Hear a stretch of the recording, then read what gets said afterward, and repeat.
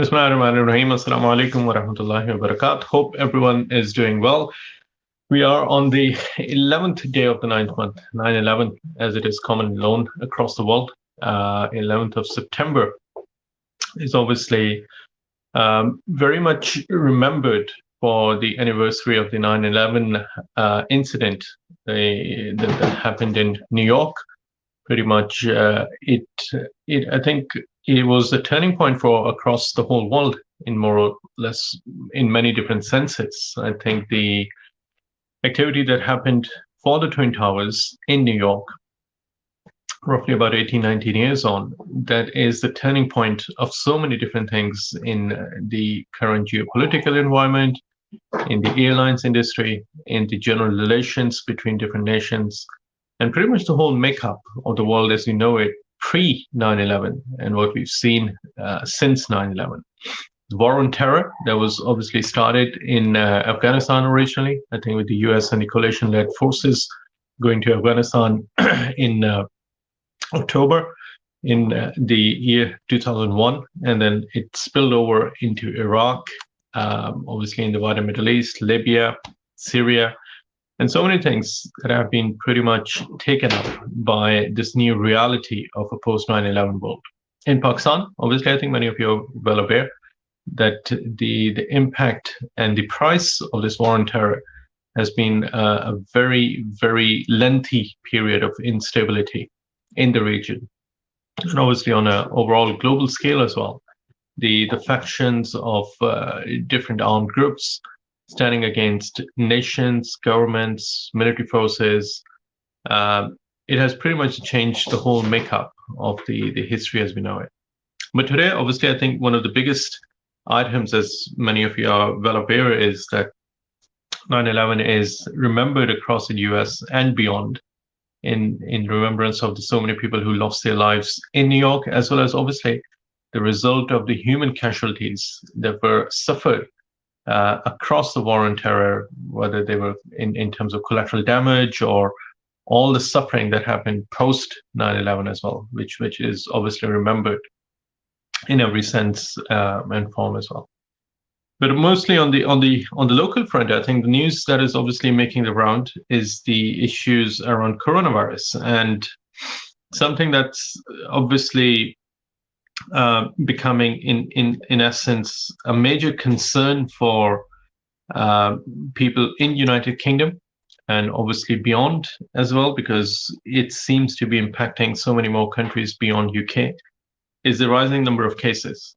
I think since the last 2 weeks, somewhat since the opening of the schools, as well as obviously before that even, since the beginning of September, more or less, the number of cases have started to grow again. And I think at the moment, today, it was reported probably, I think, more than 3,000 cases that actually came in, new cases that have been reported on the back of the mass testing that began back in May time, basically. So this obviously is becoming a recurring concern, and I think there is still this worry and this fear that we might actually see a second spike or second peak of cases coming in. I think we were quite at the peak of the cases back in April-May period. I think 6th of May, and then the 4th of April and the 5th of April were the original peaks of more than 6,000 cases coming in a single day. But now we are back to roughly about 3,000 cases a day. And this, again, is a highly worrying sign, as in the schools have been reopened, some of the infrastructure updates that the government employed. They were obviously restarting the restaurants areas, restarting some of the external sports facilities, and people were allowed to meet outdoors in up to about 30 in total number, which has again been revised, which has been now announced that people can only meet up to 6 people as a single group at one time, outdoors or indoors, with obviously some of the exceptions that the government announced originally back on Tuesday, Wednesday. So it is a concern. It is obviously a major issue for not only UK, but again, all the numbers that are increasing from different countries across Europe as well, which means that there is a slight degree of resurgence of the virus across Europe, which might be impacting in a certain domain. And I think the worrying sign again is the actual rate of the kind of the virus becoming a bit more spread out, in that sense that the rate of growth, or the R number as it is known as the reproduction number, or the average number of people who might get virus from one active case. This is the number that has been pretty much tracking under 1 for the last many months now. I think it was actually since the beginning of March and April that the R number was actually under 1, meaning that in most likelihood, if somebody unfortunately gets positive with coronavirus, the risk of transmitting that virus was on average less than 1 new case from them. But now this R number has positively grown up to 1.2, and actually between 1.2 and 1.4 across the UK, which means that every new case is at least reproducing and increasing by a ratio of 1.2 people or 1.2 person in a single case. So this, again, I think that this is a key factor that is obviously taken into consideration when people are looking at the transmission rates, when people are looking at what the wider epidemic state of the virus is, and what is the degree of measures that the government can actually undertake in terms of coming up with any policies in controlling the virus. And I think one thing of that's been obviously of note recently is that the new virus numbers are coming in higher numbers for the younger generations. So people between 18 and 24, they make up quite a high percentage of the new cases that are being reported, compared to previously when the older population, people above 35 and 40, were reporting the new cases coming in. So this is somewhat a worrying sign. And I think, as many of you are well aware, that the government has re-announced a number of stricter measures that were originally in place, decreasing the number of people who can gather together at one place. People who were allowed up to 30 has now gone down to 6. So you cannot meet or have any gathering more than 6 people at single time, either inside the house or outside the house. There were a number of different elements available beforehand. There was this idea of a bubble group, different households coming together if they were forming a bubble group. That's again been abolished. And there has been a real simplification of rules that the number is 6. If there are more than 6 people from one family, if you are more than 6 people in a single family, in a single household, that's fine. But if you are more than 6 people from different families, different households, then you cannot meet inside or outdoor at any point from Monday onwards. And the fines have been obviously introduced at £100 on the first instance of breaking these rules, and the fine can go up to roughly about £3,200 if you are one of the recurrent people who are breaking the rules. So this is again a sign that the virus might see a second autumn peak. The government is trying to control it, but obviously we don't know as yet on what actually is going to be the solution in the longer run. In the wider sense, I think one thing that's really playing a lot of disturbance across the different areas is the US fires. And you can see the visuals of San Francisco. This is actually it is actually 1 a.m. It's 1 p.m. in San Francisco. So the pictures you're looking at is actually daytime in San Francisco. And because of the wildfires, the fire surrounding the San Francisco, California jungles and all the different mountain ranges that is out there, the smoke and ash has pretty much taken over the whole city. So this is daytime in San Francisco at the moment, and because of the smoke, the ashes, and the wind that is bringing in all these smoke and ash clouds into San Francisco, it has really turned bad in the United States state of California. So this is again quite a big concern in US at the moment. I think there's a lot of anxiety on how these wildfires will be controlled and what the overall impact will be in the longer run. But at the moment, it's a massive issue of controlling these wildfires.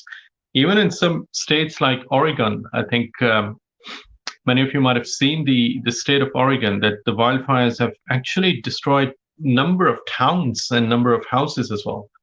So you can see, I think there's a whole section of streets and houses in Oregon that have been pretty much burned to the ground because of these wildfires that started to enter the living space and the cities and the towns in the state of Oregon as well. So this whole area was pretty much burned down, and more than 500,000 people had to be evacuated and taken up into different locations in the state of Oregon. So this, again, is becoming a massive issue. It is becoming a massive challenge in the states of California, Oregon, and some of the other states that are facing these wildfires at the moment. And obviously, it is of a concern not for the government, but also for the people, the authorities on a local level, and what the future impact of these things will be.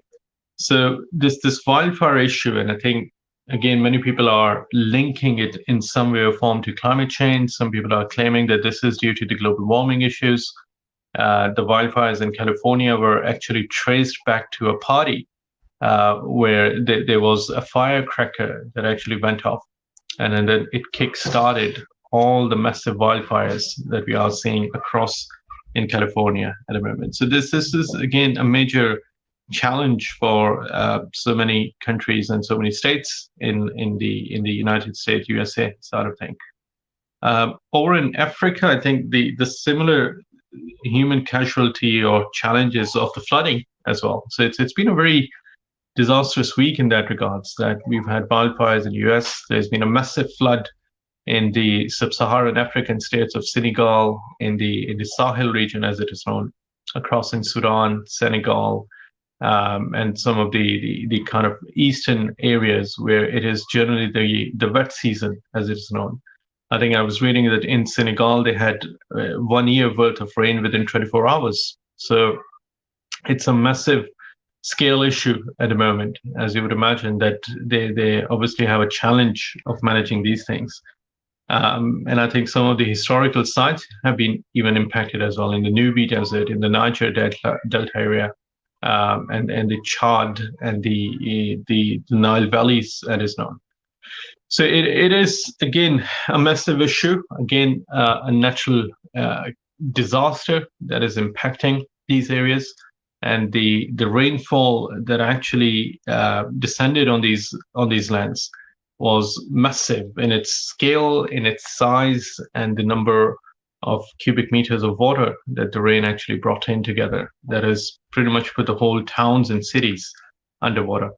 So, and again, I think that this is somewhat something that is expected to continue for a while as well. I think there are a few more storms that are created due to the kind of climatic changes within Africa at the moment, and people are expecting more rainfall, and people are expecting more challenges in the area as well. So again, this is some of the major things overall. I think obviously there are a lot more challenges. There's a lot, obviously, in terms of tensions still happening between China and India in the border skirmishes they had previously. And there are some ongoing issues with China claiming some part of India responding back to it. And there's still a degree of acrimony and frustration on both sides on how we take this forward. So that's obviously impacting big time in India and China's domain. In Middle East, I think overall, obviously, as many of you are aware, that there's a new dimension with the United Arab Emirates establishing their ties with Israel. And today, President Trump also announced that Bahrain has also established its ties with Israel. So it is a changing dimension in the Gulf scenario, in the Middle East scenario, with more and more countries now embracing Israel in more or less no uncertain terms, that the future of conflict between Israel and Palestinians in the region is going to be heavily tilted towards Israel in the manner that the Arab countries at wide are accepting and establishing their ties with Israel. So let's see how the future shapes up in that domain. And obviously, it's going to be a challenge for the Palestinians, but also for the wider Arab states, because they've been so long in decades, they've been pretty much the main opponents of Israel. So now the shifting policy has definitely, in essence, to be established. It has to be brought in and bought out by the whole population of the Arabs that are surrounding the Israel area as well. So again, just some brief overview of things that are happening around the world. I know Nizam Bhai is with us, who obviously, mashallah, shares the tafsir from Quran in a more connected manner. So let's hear from Nizam Bhai. Assalamu alaikum, Nizam Bhai. वालेकुम अस्सलाम, खैरियत से? कैसे हैं, ठीक ठाक हैं? जी अल्हम्दुलिल्लाह, आप सुनाएं? अल्लाह की शुक्र है, बिल्कुल खैर खैरियत, ठीक ठाक। पेश कीजिए, चले आप, हम सुनते हैं कुरान का इंशाल्लाह हिस्सा सुनते हैं। जज़ाकल्लाह खैर। अस्सलाम वालेकुम नाज़रीन, जैसा कि आप जानते हैं हम कुरान मजीद की 42वीं सूरत सूरह शुअरा में हैं और इसका चौथा रुकू हम शुरू किए थे। आज इंशाल्लाह इसकी एक आयत पढ़ते हैं चौथे रुकू की, क्योंकि इसकी तफसीर थोड़ी सी इन डिटेल है। तो सबसे पहले इसकी तिलावत कर लेंगे। आऊज़ु बिल्लाहि मिनश शैतानिर रजीम, बिस्मिल्लाहिर रहमानिर रहीम। वल्लज़ीना इस्तजाबू लिरब्बिहिम वअक़ामुस्सलाता वअम्रुहुम शूरा बैनहुम वमिम्मा रज़क़नाहुम युनफ़िक़ून। सदक़ल्लाहुल अज़ीम। ये थी आयत नंबर 38 सूरह शूरा की। इंशाल्लाह इसका ट्रांसलेशन पढ़ लेते हैं। तो अपने रब का हुक्म मानते हैं, नमाज कायम करते हैं, अपने मामलात आपस के मशवरे से चलाते हैं, हमने जो कुछ भी रिज़्क़ इन्हें दिया है इसमें से खर्च करते हैं। ये था ट्रांसलेशन इस आयत का। इसकी तफसीर में जाने से कबल हम थोड़ा सा रिकैप कर लेते हैं कि हमने कल क्या पढ़ा था। कल हमने देखा था कि इससे पहले की जो हमने आयतें पढ़ी थी उसमें अल्लाह रब्बुल इज़्ज़त ने जो लोगों पे मुसीबतें आती हैं उसका ज़िक्र करते हुए कहा था कि ये जो मुसीबतें हैं ये अपने हाथ की कमाई हुई, और अगर अल्लाह चाहता तो तुम्हें कभी भी गिरफ्त कर सकता था। अल्लाह तुम्हें वक्त देता है। जिस तरह से ये समंदरों में सफ़र करते थे कश्तियों के ज़रिए से, अगर चाहता अल्लाह तो उनको वहीं डुबा देता। और कई चीज़ें अल्लाह ताला ने यहाँ पे बताई कि, और उसके बाद फिर मोमिनीन की सिफत ये बताई कि ये लोग हमेशा अल्लाह के आगे सरनिगो रहते हैं और अल्लाह के हुक्म की तामील करते हैं, अल्लाह और उसके रसूल की की तकमील करते हैं। और अगर कोई उनको गुस्सा भी आ जाता है या कोई उन्हें सताया भी जाता है तो ये उस गुस्से को पी जाते हैं। तो ये बड़ी अहम सिफत बताई गई थी मोमिनीन की। उसके बाद उसी मोमिनीन के बारे में यहाँ पे इस आयत में कंटिन्यूएशन है। तो इंशाल्लाह इसको पढ़ लेते हैं। जो अपने रब का हुक्म मानते हैं, लफ्जी तर्जुमा होगा अपने रब की पुकार पर लब्बैक कहते हैं, यानी जिस काम के लिए भी अल्लाह बुलाता है इसके लिए दौड़ पड़ते हैं, और जिस चीज की भी अल्लाह दावत देता है इसे कबूल करते हैं।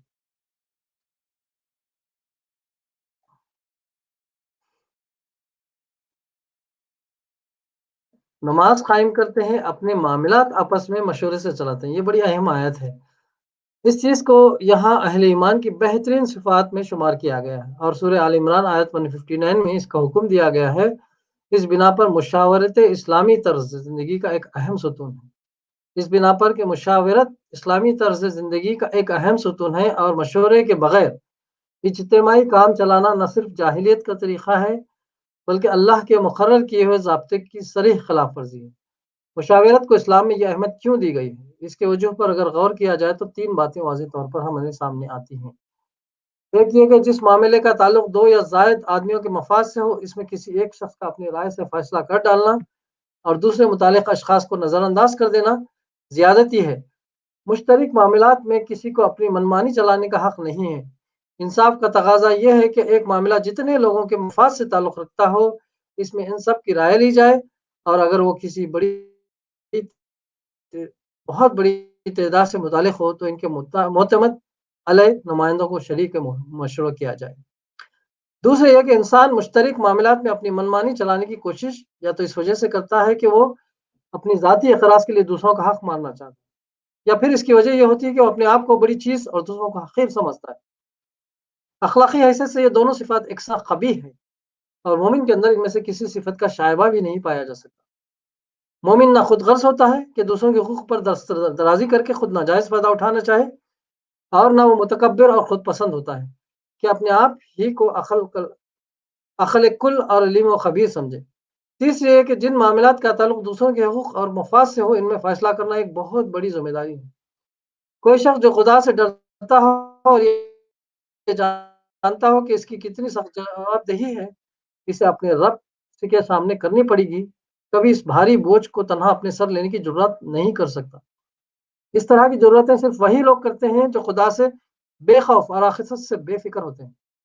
خدا ترس اور آخرت کی باس پرس کا احساس رکھنے والا آدمی تو لازماً یہ کوشش کرے گا کہ ایک مشترک معاملہ جن سے بھی متعلق ہو، ان سب کو یا ان کے بھروسے کے نمائندوں کو اس کا فیصلہ کرنے میں شریک مشورہ کرے، تاکہ زیادہ سے زیادہ صحیح اور بلاگ اور مبنی بر انصاف فیصلہ کیا جا سکے، اور اگر نادانستہ کوئی غلطی ہو بھی جائے تو تنہا کسی ایک ہی شخص پر اس کی ذمہ داری نہ پڑے۔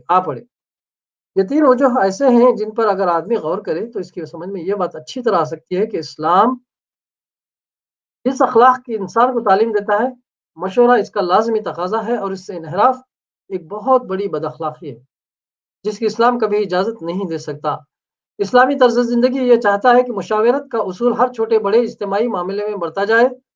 گھر کے معاملات ہوں تو ان میں میاں اور بیوی باہم مشورے سے کام کریں، اور بچے جب جوان ہو جائیں تو انہیں بھی شریک مشورہ کیا۔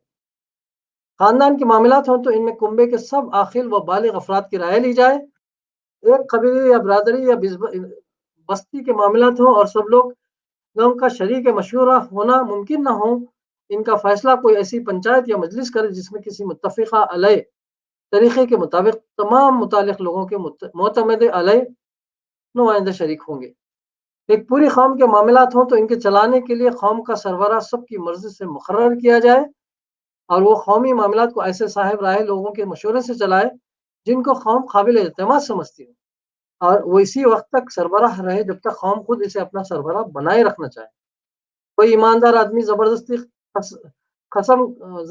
قسم کا سربراہ بننے اور بنے رہنے کی خواہش یا کوشش نہیں کر سکتا، نہ یہ فریب کاری کر سکتا ہے کہ پہلے بزور قوم کے سر پر مسلط ہو جائے اور پھر جبر کے تحت لوگوں کی رضامندی طلب کرے، اور نہ اس طرح کی چال چل سکتا ہے کہ اس کو مشورہ دینے کے لیے لوگ اپنی آزاد مرضی سے اپنی پسند کے نمائندے نہیں بلکہ وہ نمائندے منتخب کریں جو اس کی مرضی کے مطابق رائے دینے والے ہوں۔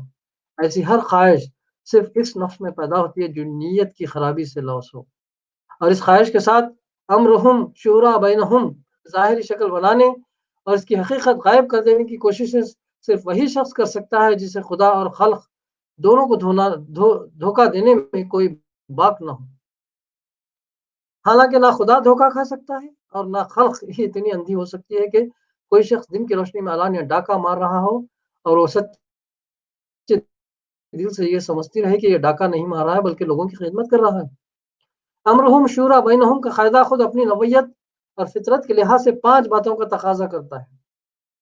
اول یہ کہ اجتماعی معاملات جن لوگوں کے حقوق اور مفاد سے تعلق رکھتے ہیں انہیں اظہار رائے کی پوری آزادی حاصل ہو، اور وہ اس بات سے پوری طرح باخبر رکھے جائیں کہ ان کے معاملات فی الواقع کس طرح چلائے جا رہے ہیں، اور انہیں اس امر کا بھی پورا حق حاصل ہو کہ اگر وہ اپنے معاملات کی سربراہی میں کوئی غلطی یا خامی یا کوتاہی دیکھیں تو اس پر ٹوک سکیں، احتجاج کر سکیں، اور اصلاح ہوتی نہ دیکھیں تو سربراہ کاروں کو بدل سکیں۔ لوگوں کا منہ بند کر کے اور ان کے ہاتھ پاؤں کس کر اور ان کو بے خبر رکھ کر ان کے اجتماعی معاملات چلانا صریح بددیانتی ہے جسے کوئی شخص بھی امرہم شورا بینہم کے اصول کی پیروی نہیں مان سکتا۔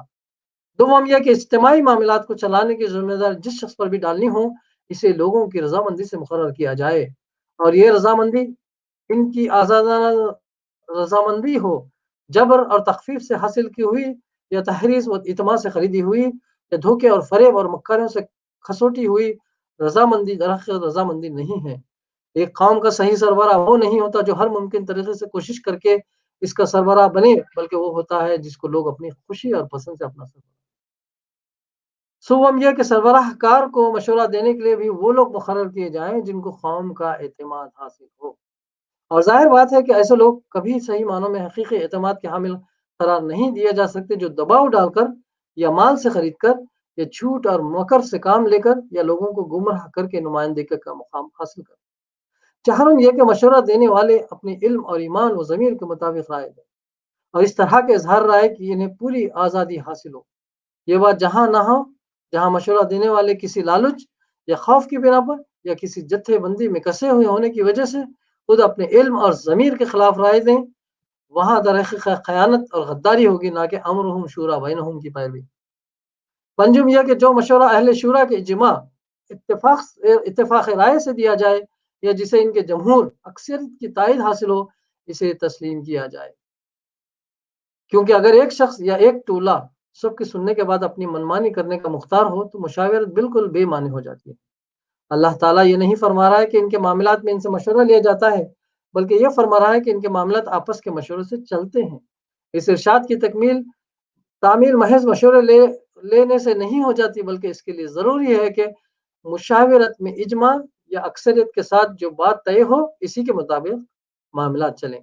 اسلام کے اصول شورا کی اس توضیح کے ساتھ یہ بنیادی بات بھی نگاہ میں رہنی چاہیے کہ یہ شورا مسلمانوں کے معاملات چلانے میں مطلق العنان اور مختار کل نہیں ہے، بلکہ لازماً اس دین کے حدود سے محدود ہے جو اللہ تعالیٰ نے خود اپنی تشریح سے مقرر فرمایا، اور اس اصل اصول کی پابند ہے کہ تمہارے درمیان جس معاملے میں بھی اختلاف ہو اس کا فیصلہ کرنا اللہ کا کام ہے، اور تمہارے درمیان جو نزاع بھی ہو اس میں اللہ اور اس کے رسول کی طرف رجوع کرو۔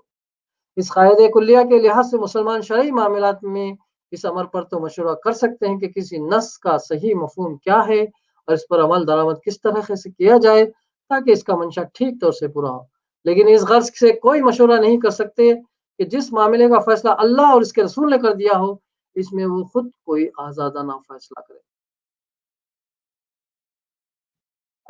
ہم نے جو کچھ بھی رزق انہیں دیا ہے اس میں سے خرچ کرتے ہیں۔ اس کے تین مطلب ہیں۔ ایک یہ کہ جو رزق حلال ہم نے انہیں دیا ہے اسی میں سے خرچ کرتے ہیں، اپنے اخراجات پورے کرنے کے لیے مال حرام پر ہاتھ نہیں مارتے۔ دوسرے یہ کہ ہمارے دیے ہوئے رزق کو سیند کر نہیں رکھتے بلکہ اسے خرچ کرتے ہیں۔ تیسری یہ کہ جو رزق انہیں دیا گیا ہے اس میں سے راہ خدا میں بھی خرچ کرتے ہیں، سب کچھ اپنی ہی ذات کے لیے نہیں کر دیتے۔ پہلے مطلب کی بنیاد یہ ہے کہ اللہ تعالیٰ صرف رزق حلال و طیب ہی کو اپنے دیے ہوئے رزق سے تعبیر فرماتا ہے، ناپاک اور حرام طریقوں سے کمائے ہوئے رزق کو وہ اپنا رزق نہیں کہتا۔ دوسرے مطلب کی بنیاد یہ ہے کہ اللہ تعالیٰ جو رزق انسان کو دیتا ہے وہ خرچ کرنے کے لیے دیتا ہے، سائند کر رکھنے اور اس پر مار زر بن کر بیٹھ جانے کے لیے نہیں دیتا۔ اور تیسرے مطلب کی بنیاد یہ ہے کہ خرچ کرنے سے مراد قرآن مجید میں محض اپنی ذات پر اور اپنی ضروریات پر ہی خرچ کر دینا نہیں ہے، بلکہ اس کے مفہوم میں انفاق فی سبیل اللہ بھی شامل ہے۔ انہی تین وجوہ سے اللہ تعالیٰ خرچ کرنے کو یہاں اہل ایمان کی ان بہترین صفات میں شمار فرماتا ہے جن کی بنا پر آخرت کی بھلائیاں انہی کے لیے مختص کی گئی ہیں۔ تو یہ تھی تفسیر آج کی اس آیت کی۔ تو انشاءاللہ اسی مضمون کا کنٹینیوشن ہم لے کے پھر حاضر ہوں گے آگے والے سیشن میں۔ جزاک اللہ خیر۔ جزاک اللہ خیر۔ نظام بھائی دعا فرمائیے گا، دعا بھی فرما دیں۔ والسلام علی رسول الکریم، اللہم صلی علی محمد وعلی آل محمد کما صلیت علی ابراہیم وعلی آل ابراہیم انک حمید مجید، اللہم بارک علی محمد وعلی آل محمد کما بارکت علی ابراہیم وعلی آل ابراہیم انک حمید مجید، اللہم اجرنا من النار، اللہم اجرنا من النار، اللہم اجرنا من النار، ربنا آتنا فی الدنیا حسنۃ وفی الآخرۃ حسنۃ وقنا عذاب النار۔ اے اللہ رب العالمین، اے رحمان الرحیم غفور الرحیم، ہم سب کے چھوٹے بڑے گناہوں کو معاف فرما۔ اللہ تعالیٰ ہم سے جو بھی جانے میں انجانے میں غلطیاں ہوتی ہیں، گناہ ہوتے ہیں، اللہ تعالیٰ چھوٹے ہو یا بڑے ان سب کو تو اپنے رحم و کرم سے معاف فرما۔ ہم سب کو جہنم سے آزاد کر دے اللہ، ہم سب کو جنت الفردوس میں مقام عطا فرما، اور ہم کو جتنے بھی دن اس دنیا میں تو زندہ رکھے اللہ کی اسلام کی حالت میں زندہ، اور جب ہمارا خاتمہ ہو تو ایمان پر ہمارا خاتمہ کر۔ اللہ تعالیٰ تو نے جس طرح سے شورا بینہم اس طرح کی جو باتیں آج ہم نے پڑھی ہیں، اللہ تعالیٰ مسلمانوں کو اس طرح سے ایک جٹ باہمی مشاورت مشوروں سے ایک دوسرے کے کام ایک دوسرے کے آگے بڑھنے کی توفیق عطا فرما، نہ کہ ان کو ایک دوسرے سے بکھر کر رہنے کی توفیق۔ اللہ تو تمام آزمائشوں کا آسانی سے حل کر، اللہ تعالیٰ ہم سب کے گناہوں کو معاف فرما۔ ربنا تقبل منا انک انت السمیع العلیم وتب علینا انک انت التواب الرحیم۔ سبحان ربک رب العزت عما یصفون وسلام علی المرسلین والحمد للہ رب العالمین. السلام علیکم.